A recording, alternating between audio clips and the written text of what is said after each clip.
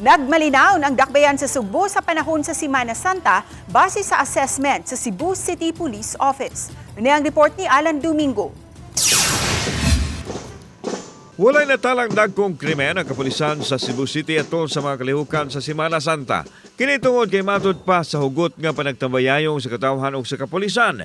Gani gihulagway sa tigpamaba sa CCPO nga usa kini kalabing malinawon nga Holy Week sa kasaysayan sa dakbayan.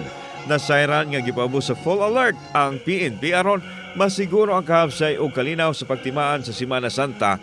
Din gipahugtan ang seguridad sa mga simbahan o mga dapit nga tapukanan sa mga tao. Ato kaning gipasalamat ang tungod ni sa strategic deployment sa atong mga kapulisan, ilabi na sa mga nakalanlain na mga simbahan, sa mga religious activities. Apil na din na ang deployment nato sa mga terminals o mga seaports o mga malls o mga areas of convergence. Gipasalamatan sa kapulisan ang suporta sa lokal nga kagamhanan. Bisan og balik na sa normal ang sitwasyon sa Cebu City apan padayon gihapon silang alerto. Magpadayon na kini sa mosunod nga buwan diin ipahigayon usab ang ASEAN Summit. This is a concert continuous sa security deployment. Pero nabulag lang siya tungod kay ang ikaduhang ASEAN Summit is pahigayon karong Mayo. Kauban si Godfrey Reliana ko si Alan Domingo. Balitang Bisdak.